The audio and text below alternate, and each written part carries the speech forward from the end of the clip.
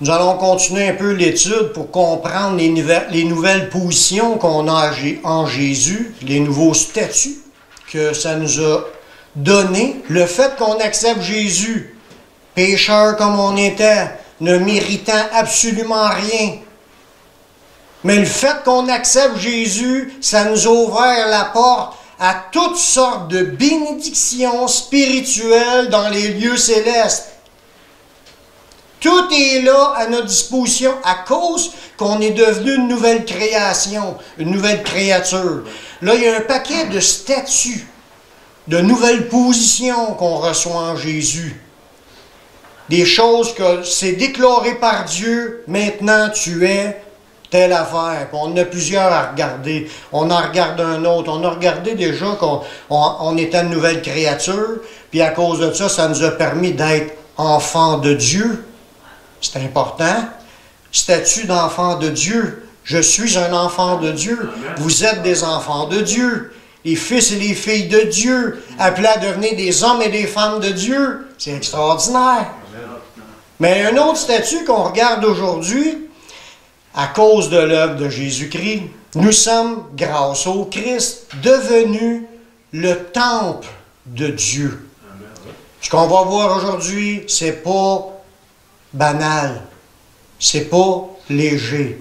C'est extrêmement, extrêmement, extrêmement important de comprendre qui nous sommes maintenant en Jésus-Christ dans ce statut-là, parce que c'est quelque chose qui a commencé en nous lorsqu'on s'est converti, mais qui se poursuit tout au long de notre vie. Il faut faire excessivement attention à cause de ce nouveau statut-là. Remarquez, tous les statuts, c'est la même chose. Que tu sois un enfant de Dieu, que tu sois une nouvelle créature, c'est aussi important. Mais de comprendre qu'on est devenu le temple de Dieu, c'est Dieu qui le déclare dans sa parole, c'est important de comprendre la portée de ces choses-là. Ce qu'on veut comprendre, surtout pour répondre à certaines questions que les gens peuvent se poser, y a-t-il un moyen de connaître Dieu? On veut-tu le connaître? Oui, on veut le connaître. Y a-t-il un moyen de le connaître? Oui, il y a un moyen de le connaître. Est-il possible de le connaître intimement? C'est beaucoup plus que connaître des choses sur Dieu. On veut connaître Dieu. Tu peux savoir un paquet de choses sur Dieu, des choses que quelqu'un t'a racontées. Là, tu sais des choses sur lui. Mais si tu ne l'as pas rencontré, tu ne le connais pas réellement. C'est quand tu as une rencontre avec lui. Puis après ça, c'est quand il rentre dans ta vie. Il est rentré dans ton être, puis maintenant, il est avec toi, puis il t'accompagne. Là, par cette intimité-là qui commence, quand tu donnes ta vie au Seigneur, tu apprends à connaître Dieu, si tu as les yeux ouverts, si tu réalises, parce que tu peux passer des longues périodes de ta vie chrétienne, même plus y penser que Dieu est là, autour de toi, puis faire plein de choses qui le fait fuir, autrement dit. La Bible parle d'une catégorie de personnes qui auront dans leur vie la grâce. C'est un cadeau, là. On va recevoir la grâce de recevoir en eux le Dieu créateur de toutes choses. La Bible en parle dans l'Ancien Testament qu'il y aura des gens qui, à un certain moment donné, sera visité par le Saint-Esprit, par Dieu lui-même, qui viendrait pour entrer en eux puis changer leur vie. Dans Joël, au chapitre 2, le verset 28, à partir du verset 28 et 29, Dieu avait fait cette promesse-là. Après cela, je répandrai mon esprit sur toute chair. Vos fils et vos filles prophétiseront. Vos vieillards auront des songes. Vos jeunes gens des visions. Même sur les serviteurs et les servantes. Dans ces jours-là, je répandrai de mon esprit. Wow! Ça, c'est quelque chose comme promesse que Dieu se proposait dès les temps anciens par les prophètes. Il a annoncé d'avance qu'il y aura un moment donné que des gens pourraient commencer à recevoir le Saint-Esprit de Dieu. qui pourrait être donné comme cela par Dieu à des enfants, des vieillards, des serviteurs, parce que les serviteurs, dans ce temps-là, c'était du monde, ou même les enfants, ils les élevaient, mais c'était pas important. Ils ne mettaient pas l'accent sur leurs enfants comme aujourd'hui. Les femmes, c'était la même affaire. Les femmes n'étaient pas considérées, c'était comme un meuble dans la maison. Les hommes se pensaient qu'à eux, c'était à eux autres qui étaient le nombril du monde dans la famille, puis que tout tournait autour de l'homme, puisque l'homme était appelé de Dieu, puis que les autres... Mais là, Dieu parlait de répandre son esprit sur tout le monde. Les hommes et les femmes, les vieillards, les enfants, les serviteurs, les servantes, tout le monde pourrait recevoir la présence de l'Esprit de Dieu dans leur vie. Amen.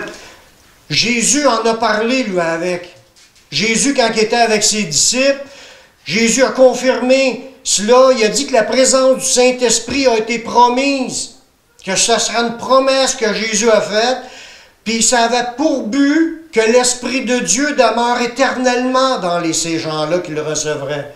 C'est toute une promesse. Là, il n'expliquait pas toutes les conditions. Mais dans sa promesse, Jésus le dit dans Jean 14, le verset 16 et 17, Jésus dit à ses disciples, « Et moi, je prierai le Père, puis il vous donnera un autre consolateur. » Parce que là, le consolateur qui était avec eux à ce moment-là, c'était Jésus lui-même. Mais Jésus annonçait à ses disciples, « Là, il faut que je m'en aille, puis c'est même mieux que je m'en aille. Parce que moi, je suis parti, je vais vous envoyer le Saint-Esprit. » Il était pour prier le Père d'envoyer un autre consolateur afin qu'il demeure éternellement avec vous. Dieu veut nous envoyer le Saint-Esprit pour qu'il demeure éternellement avec nous. Ça veut dire que le Saint-Esprit, ce n'est pas juste pour nous accompagner sur la terre, c'est pour nous accompagner aussi dans la vie éternelle. Quand il rentre en toi, que tu es né de nouveau, tu as reçu le Saint-Esprit, la promesse est pour l'éternité. Sauf qu'il y a toujours des conditions des promesses. Elles ne sont pas énumérées là, elles sont énumérées dans d'autres versets. Mais gardez à l'idée, quand même, la promesse, c'est pour l'éternité. Il parle à partir du verset 17, « L'esprit de vérité que le monde ne peut pas recevoir parce qu'il ne le voit point, il ne le connaît point. Mais vous le connaissez. Car il demeure avec vous et il sera en vous. » Voyez-vous, dans cette promesse-là que Jésus fait à ses disciples de leur envoyer le Saint-Esprit, il revient en cause sur une idée que je vous ai dit les autres semaines antérieures, que le monde sont étrangers des promesses de Dieu. Ils ne comprennent pas ce qui se passe dans la vie des chrétiens. Ils ne peuvent pas comprendre parce qu'ils sont animés de l'esprit du monde. Puis avec l'esprit du monde, tu ne peux pas comprendre ce qui vient de l'esprit de Dieu. C'est comme un courant d'air. Tu sais d'où ce qui te vient, tu l'entends, mais tu ne sais pas d'où ce qui te vient ni où ce qui s'en va. Mais l'œuvre du Saint-Esprit dans la vie d'une personne, c'est la même chose. Jésus dit, les gens ne peuvent pas le voir. C'est ce qu'il dit. Ils ne le voient point, ils ne le connaissent point. Mais nous, en tant qu'enfants de Dieu qui avons expérimenté cela, mais vous le connaissez. Jésus dit, vous le connaissez car il demeure avec vous, et il sera en vous. Ça veut dire que quand tu reçois le Saint-Esprit, c'est une promesse éternelle, il va être en toi et il demeure avec toi. Quand tu es dans la cuisine chez vous, il est là. Quand tu es dans le salon, il est là. Quand tu es dans la chambre de bain, il est là. Quand tu es en train de conduire ton char, il demeure avec toi. Il n'y a pas de bout où ce qui n'est pas là. Tant que tu es en communion avec lui, il n'y a pas de bout qui n'est pas là. Il voit tout, il sait tout, il entend tout. Il veut qu'on réalise qu'il est là tout le temps. Ça va nous amener à avoir de la crainte. C'est pas léger. Le Dieu Tout-Puissant, Créateur de l'univers, le Dieu 3 fois saint, habite et marche au milieu de son peuple. Lorsque tu reçois le Saint-Esprit, quand le Saint-Esprit qui était promis dans l'Ancien Testament, promis par Jésus, quand tu le reçois, tu reçois aussi Jésus et tu reçois aussi Dieu le Père. Les trois, tu les reçois automatiquement.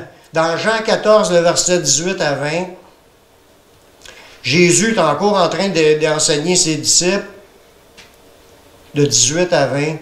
Il dit, « Je ne vous laisserai pas orphelin. » Orphelin, ça veut dire quoi? Seul. Sans parents.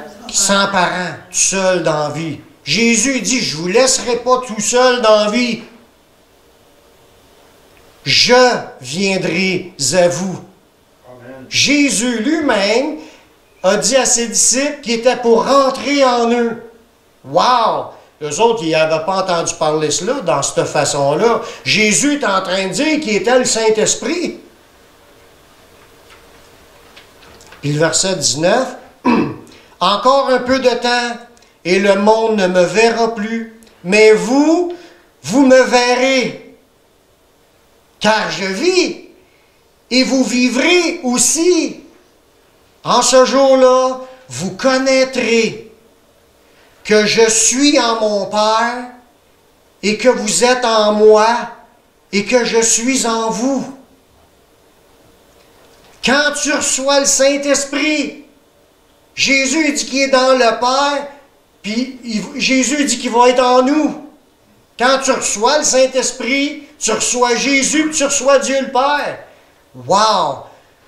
Y a-t-il quelque chose de plus grandiose que ça, qu'un être humain aussi indigne que nous le sommes, puisse avoir en lui le Dieu créateur de toutes choses, le Dieu tout-puissant, le 3 fois saint, celui qui maintient présentement l'univers au complet dans le creux de sa main.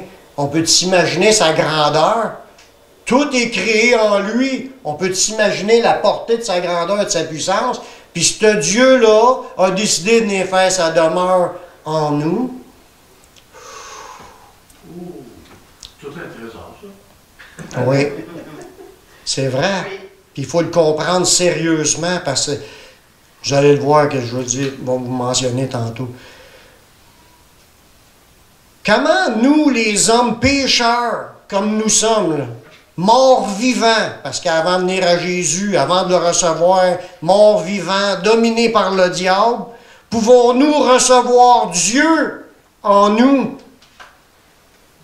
C'est-tu pas extraordinaire? C'est là qu'on comprend comment c'est important que Jésus vienne payer la dette de nos péchés. On en a parlé les semaines antérieures, puis il faut revenir tout le temps là-dessus. On est là pour élever Jésus. On l'a mentionné au début dans les louanges. On est là pour élever Jésus afin que tout nom confesse que Jésus est Seigneur. Puis il faut rappeler toujours ce qu'il a fait. Il est mort sur la croix, il a versé son sang. C'est le sacrifice ultime qu'il a pu payer pour la dette de mes péchés et de vos péchés. Puis qu'à cause de son sacrifice, on a l'accès à pouvoir recevoir toutes les promesses de Dieu. Wow! Merci Seigneur de l'avoir accompli. Puis il ne faut jamais qu'on oublie cela. Que ce n'est pas par nos mérites qu'on est là. C'est parce que Jésus a tout payé. Amen. Puis là, qu'est-ce qu'il demande Jésus en retour pour qu'une personne puisse recevoir le Saint-Esprit? Il y a des conditions. Tu ne reçois pas le Saint-Esprit n'importe comment. Comment est-ce que les apôtres, dans les Actes des apôtres, dans Actes 2, 38, ont parlé aux gens qui ne savaient pas quoi faire, mais ils étaient touchés. Ils voulaient, eux autres aussi, recevoir le Saint-Esprit. Ils ont vu le Saint-Esprit agir. Jésus l'a dit, « Je vais revenir vers vous, puis vous, vous me verrez, car je vis, puis vous vivrez aussi. » Qu'est-ce qui s'est passé quand les disciples ont reçu le Saint-Esprit, puis là, qu'ils étaient témoins de voir ce que Dieu est en train de faire? Eux autres, ils ont été baptisés du Saint-Esprit. La puissance de Dieu était là, les gens parlaient en langue. Là, il devait y avoir d'autres manifestations aussi. Il avait de l'air comme en train de louer le Seigneur. Il avait de l'air d'une gang de gossous, tellement que ça avait de l'air vraiment... Ils sont remplis de quelque chose qui est peut-être du vin doux. Les gens ils ont pensé ça. Il a dit non, on y est juste 9 heures le matin, on est loin de ça.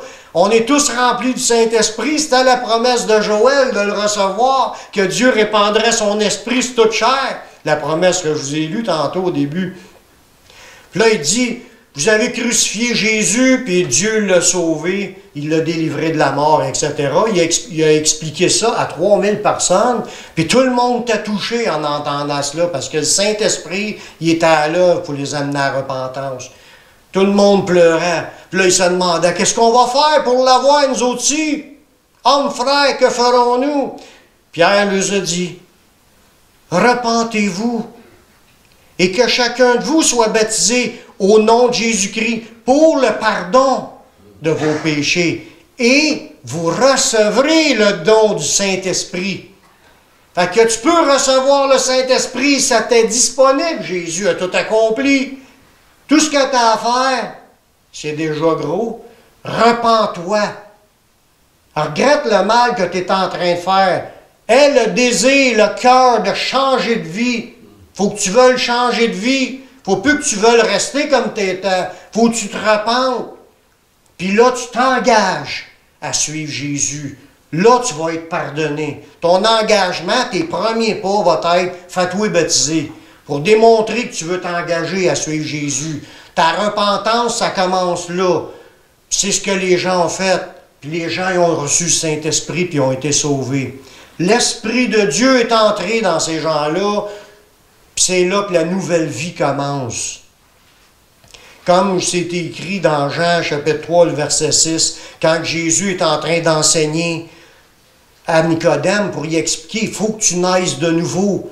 Il faut que tu reçoives le Saint-Esprit. Ce qui est né de la chair, c'est chair. Ce qui est né de l'Esprit, c'est esprit. Il faut que le Saint-Esprit te donne de naître de nouveau. C'est une communion avec le Saint-Esprit qui commence, une nouvelle vie par le Saint-Esprit. C'est le Saint-Esprit qui est Jésus, qui est Dieu, qui est le Saint-Esprit, entre dans la personne suite à sa repentance puis son engagement à vouloir suivre Jésus. Dieu qui habite et marche avec nous. Wow! C'est vraiment extraordinaire. Il veut accompagner ses enfants dans leur pèlerinage terrestre. Il dit, je ne vous laisserai pas orphelin. Je ne vous laisserai pas tout seul. Le Saint-Esprit, Dieu le Père et moi, on va rentrer en vous. Puis là, on va être dans votre corps, en connexion avec votre esprit. Puis on va vous diriger. On va être avec vous dans votre marche. Jésus, qu'est-ce qu'il a dit à ses disciples? Je suis avec vous tous les jours jusqu'à la fin du monde. Il est avec eux. Où? Mais dans le Saint-Esprit. Jésus est rentré dans le Saint-Esprit en nous, à notre conversion. Merci Seigneur. Alléluia. Alléluia. Dans 2 Corinthiens 6,16, c'est là que le nouveau statut est commencé à partir de la réception du Saint-Esprit. Nous sommes maintenant le temple de Dieu, la maison de Dieu, l'habitation de Dieu.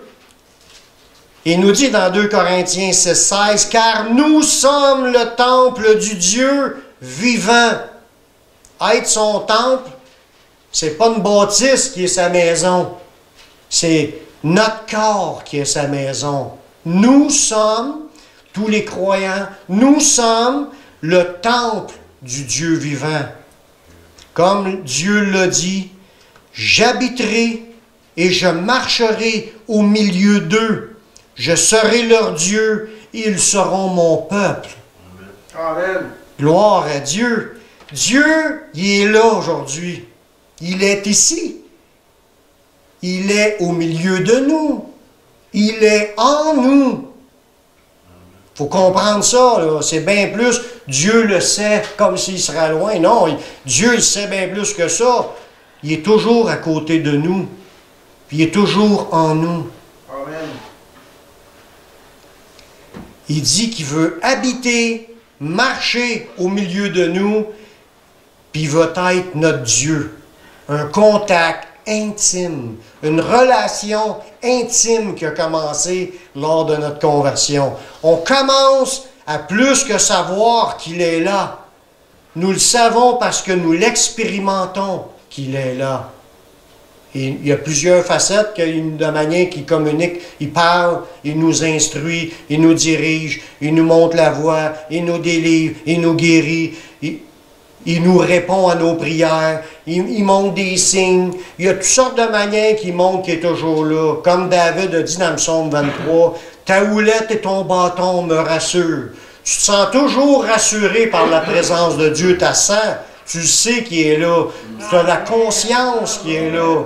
Il s'est passé quelque chose, c'est beaucoup plus que juste une religion. On a reçu quelque chose qui fait qu'on est toujours conscient que Dieu est là. Amen. Avoir le Saint-Esprit en nous, parce qu'on est devenu son temple, c'est un nouveau statut qu'on a reçu. On ne l'avait pas, on n'est pas venu au monde avec le Saint-Esprit. Il y a juste certaines personnes choisies d'avance qui sont venues au monde avec le Saint-Esprit en partant. Jésus, bien entendu.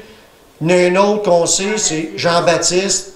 Déjà, le Saint-Esprit travaillait sur lui depuis le sein de sa mère. Mais ça, c'est des exceptions. Les autres, on était tous des brebis errantes. Chacun suivait sa propre voie. Puis là, Dieu nous a appelés. Puis là, on l'a reçu à un moment donné.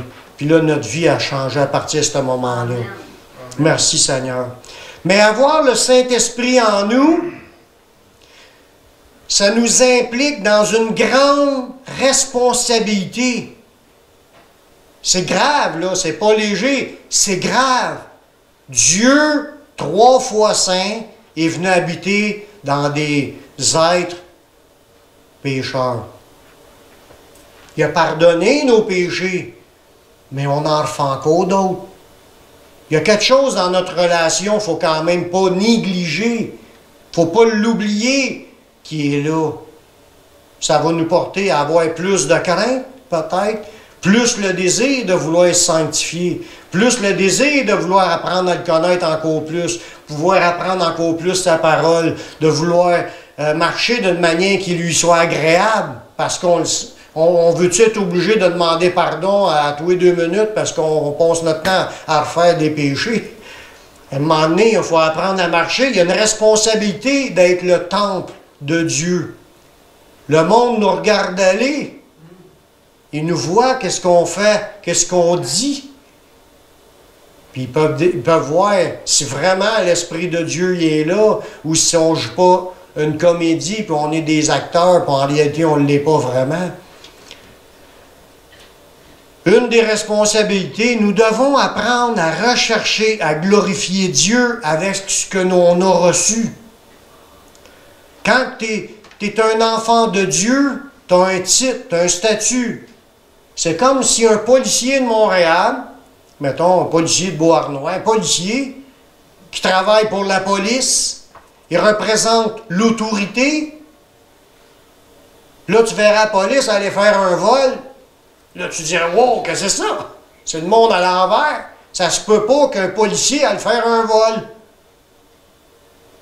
Mais s'il est rendu là, c'est parce qu'il a déchu de sa position. Il ne croit plus que son rôle qu'il a à faire dans cette vie, c'est pas d'aller voler, c'est d'arrêter les voleurs.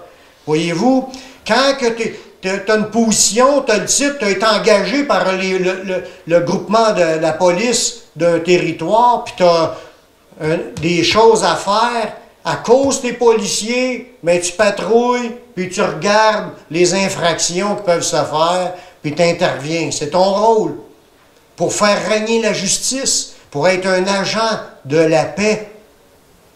Mais quand tu es chrétien et tu es le temple de Dieu, c'est la même affaire. On a un rôle, notre rôle est important dans ce monde. Jésus n'a-t-il pas dit, vous êtes le sel de la terre? On est là pour conserver cette planète, pour qu'il y ait encore un petit peu de bons fruits qui sortent malgré comment est-ce que ça pue à grandeur de la planète. Dieu voit des petites lumières. C'est nous qu'on est la lumière du monde. Amen. On a éclairé. On a un témoignage. On a une responsabilité dans ce monde. Puis là, il dit dans 1 Corinthiens 6, 19 et 20, ne savez-vous pas que votre corps est le temple du Saint-Esprit qui est en vous? Là, y a-t-il quelqu'un qui a un doute d'être le temple?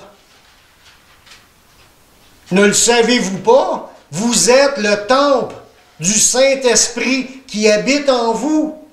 Si vous ne le savez pas, je viens de vous le dire. Amen. Amen, gloire à Dieu. Ne savez-vous pas que votre corps est le temple du Saint-Esprit qui est en vous? Amen. Que vous avez reçu de Dieu? Dieu a donné son esprit. Amen. Dieu lui-même est venu en nous. Que vous ne vous appartenez point à vous-même. Là, il y a une responsabilité. Tu es rendu le temple de Dieu, tu as été racheté. Maintenant, tu t'appartiens plus. Car, verset 20, vous avez été rachetés à un grand prix. Dieu a payé le prix pour nous acheter. Amen. On était des mains du diable, puis il y avait une dette à être réglée. Il fallait régler la dette de nos péchés pour sortir de ses griffes. Jésus a payé la dette que ça coûtait pour nous reprendre, pour nous racheter, pour qu'on puisse lui appartenir à lui. Donc, on lui appartient maintenant, puisqu'il nous a rachetés à un grand prix. C'était pas n'importe quel prix. Il n'y avait rien de ce monde qui pouvait payer cette dette-là. Ça prenait le sang d'un juste. Puis il y avait le seul juste qui existait, c'est Dieu lui-même. C'est le sang du Créateur que ça a coûté pour qu'on puisse être sauvé. Puis on a été rachetés à cause de ce prix-là qui a été payé. Puis là, il dit, glorifiez donc Dieu dans votre corps et dans votre esprit qui appartiennent à Dieu. En tant qu'enfant de Dieu, on appartient à Dieu. C'est écrit au-dessus de nous autres, propriété privée de Dieu. Amen. Le sceau de Dieu sur notre front. Un sceau, c'est un étampe. On a tous été étampés qu'un sceau dans le front. Vous ne le voyez pas, mais Dieu le voit. Puis le diable le voit. C'est le sceau de Dieu comme quoi vous appartenez à Dieu. Merci. Gloire à Dieu. Merci. Il faut faire attention de la manière qu'on marche. Il faut glorifier Dieu avec notre corps et notre esprit qui appartient à Dieu. Le temple de Dieu, c'est moi. Le Saint-Esprit de Dieu est entré, il a payé cher pour que mon corps devienne son temple. Maintenant, je suis sa propriété, puis il s'attend un minimum de notre part. On ne regardera pas tous ce qu'il nous demande dans la parole. Il y en a trop de versets qui nous imposent une marche à suivre. Mais on fait juste se rappeler quelques versets pour se renier, qu'on ait la crainte de Dieu et qu'on fasse attention. Voyez-vous? Un autre point, nous devons apprendre à faire attention à notre conduite afin de ne pas détruire, afin de ne pas altérer, mais de ne pas détruire notre relation avec Dieu. Dieu, il est 3 fois saint. Moi, j'ai une conduite d'un être qui son corps est voué tout le temps à faire des péchés. Il faut que je fasse attention. Il ne faut pas que je me livre à tout ce que mon corps ça y tente, là. Parce que là, lui, il a bien des désirs contraires à celle de Dieu. Puis quand que je fais des péchés, je l'attriste. Puis il peut même débarquer de ma vie. Il y a des versets, ceux qui ne le croient pas, puis vous voulez avoir plus de réponses là-dessus, viendrez me voir. Il y a des versets pour cela. Là, Dieu veut nous enseigner quand même à faire attention à sa relation. Qui c'est qui s'est marié puis il ne fait pas attention à sa relation avec son épouse? Oui, mais on est supposé. Beaucoup de personnes ne font pas attention. Puis comment ça finit quand ils ne font pas attention? Ça finit par un divorce. Faut que tu fasses attention de relation. Tu dis pas n'importe quoi à ta femme, puis l'envoyer promener, puis la mépriser, puis lui donner des coups. Tu veux l'aimer, tu veux l'en prendre soin, tu veux essayer de l'écouter une fois de temps en temps. Ben, vous comprenez l'idée qu'une relation, ça se bâtit avec de l'amour, de l'écoute, puis de faire attention à ce que tu dis, ce que tu fais. Il y a un minimum de responsabilité pour le mariage, mais dans notre relation avec Dieu, c'est la même affaire. Dans 1 Corinthiens 3, 16 et 17. Il nous répète encore l'idée, « Ne savez-vous pas que vous êtes le temple de Dieu? »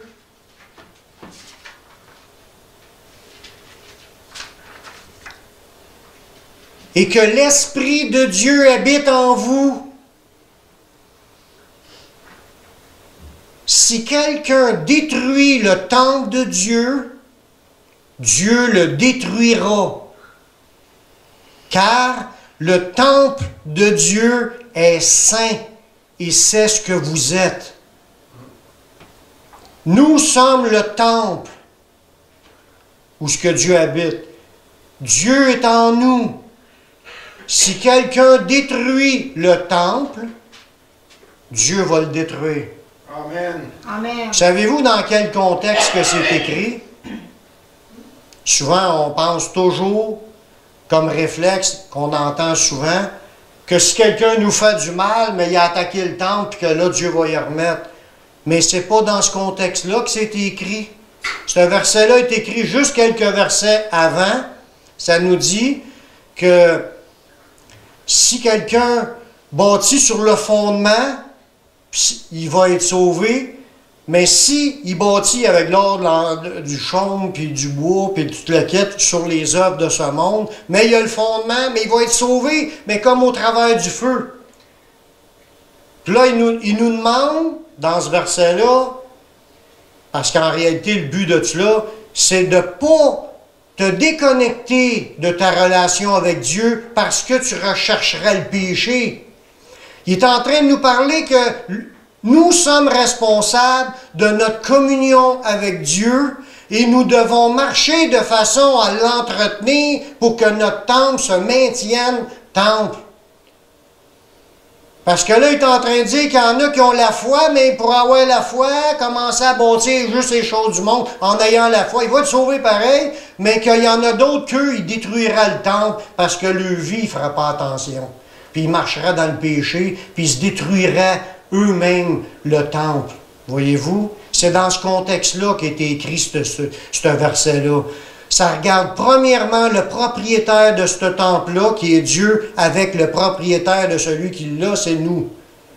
Faire attention de ne pas détruire notre communion avec Dieu par le péché.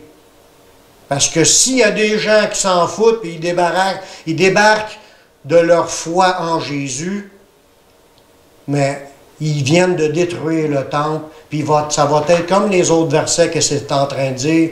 Il est retourné à ce qu'il avait vomi, puis la truie lavée est allée se vautrer dans le bourbier. Puis il était mieux de jamais le connaître que de l'abandonner après l'avoir connu. Il y a toutes sortes de versets qui nous parlent de gens qui vont abandonner, puis qui vont se livrer à abandonner la foi, puis qu'ils vont détruire le temple de Dieu, la communion avec Dieu qu'ils ont reçue.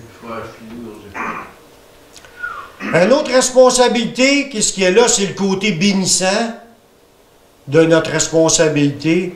Nous devons apprendre à écouter le Saint-Esprit. Si moi, j'ai le statut, je suis son temple, sûrement que le Saint-Esprit qui est en moi veut me dire quelque chose.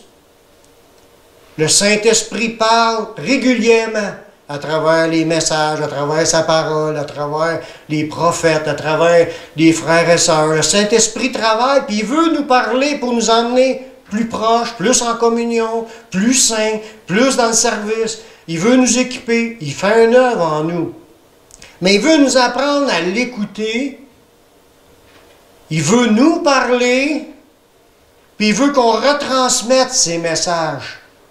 C'est notre rôle. Jésus n'a pas dit à ses disciples, « Enseignez-leur à observer tout ce que je vous ai prescrit. » Jésus a dit ça à ses disciples, « Enseignez-leur à observer tout ce que je vous ai prescrit. » Si on est appelé à enseigner ce que Jésus nous a prescrit, ou ce qu'il nous le prescrit dans sa parole. Comment je fais pour le savoir? Je vais aller lire sa parole. Là, sa parole pénètre. Dieu m'a parlé, Jésus m'a parlé par sa parole. Il me dit ce qu'il nous a prescrit, puis après ça, il nous dit, enseignez-leur à observer ce que je vous ai prescrit. Donc, le Saint-Esprit, en étant le temple de Dieu, il veut qu'on soit à l'écoute de ses révélations, de ses enseignements, pour être capable d'être un canal dans ce monde. On n'est pas un temple pour rester un temple caché dans une forêt où que personne ne sait où ce qui est et qu'ils ne nous verront jamais.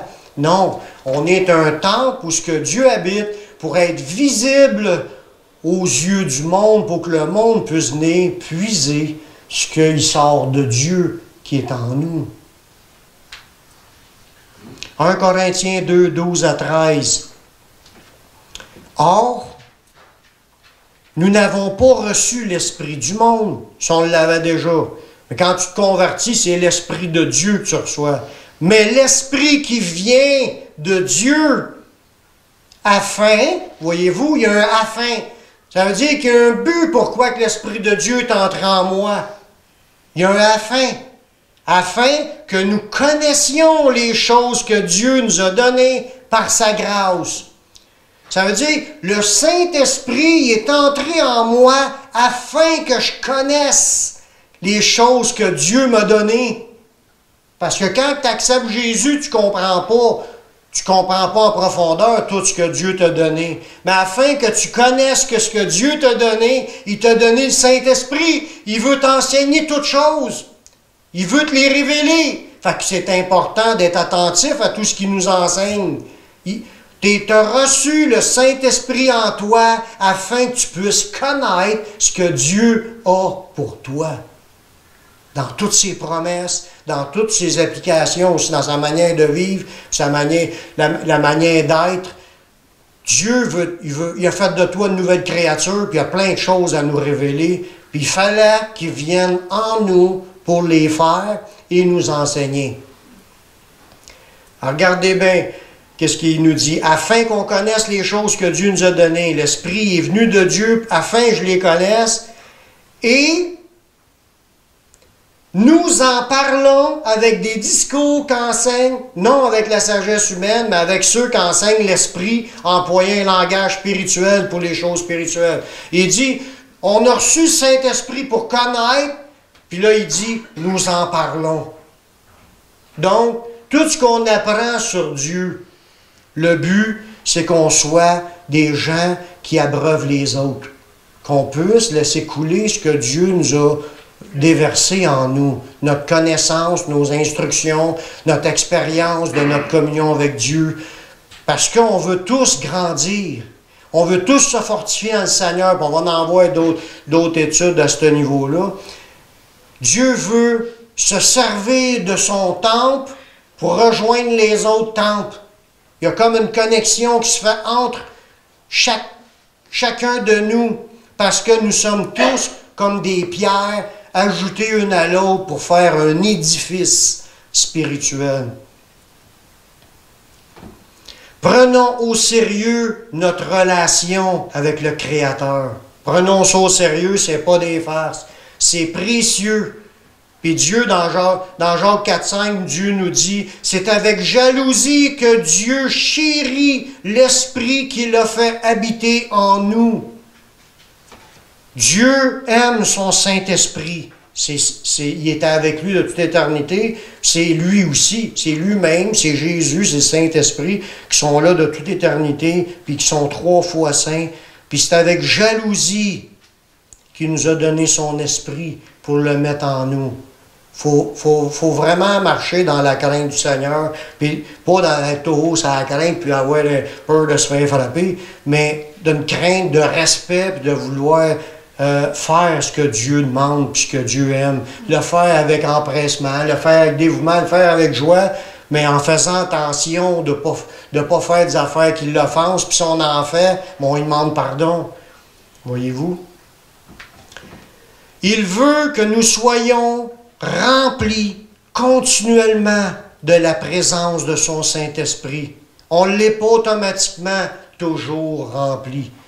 Mais dans Éphésiens 5, 18, ça nous le dit, « Soyez remplis du Saint-Esprit. » Ce Saint-Esprit-là, il est là, mais il n'a pas pris tous les domaines dans notre vie. Des fois, il laisse un petit coin, là, puis on n'y pense pas souvent. On ne le laisse pas agir, puis on agit pleinement dans tout ce que nous, on veut. Mais laissons-lui de la place. Il veut prendre toutes nos pensées. Il veut nous parler.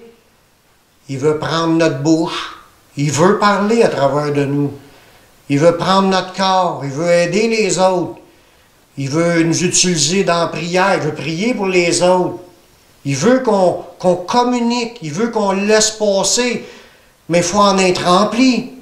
C'est pour ça qu'il nous dit, pour être rempli, entretenez-vous, maintenez-vous dans les louanges. Il dit, soyez remplis de l'Esprit. Entretenez-vous par des psaumes, des hymnes, des cantiques spirituels. On va le voir aussi en plus en profondeur un peu plus tard. Pour être rempli. Toujours rempli. Ma tank à gaz de mon char n'est pas toujours rempli. Faut que je retourne tout le temps à la station de gaz pour faire le plein. Mais dans la vie spirituelle, c'est la même chose. Tous les jours, il faut aller puiser à la tank à gaz du ciel pour être rempli. Amen. Suite à notre conversion, nous avons un nouveau statut, une nouvelle position en Jésus. Nous sommes devenus le temple de Dieu. Puis ça nous dit dans un autre passage, nous sommes devenus une construction de Dieu. Parce que ce temple-là, il est en construction.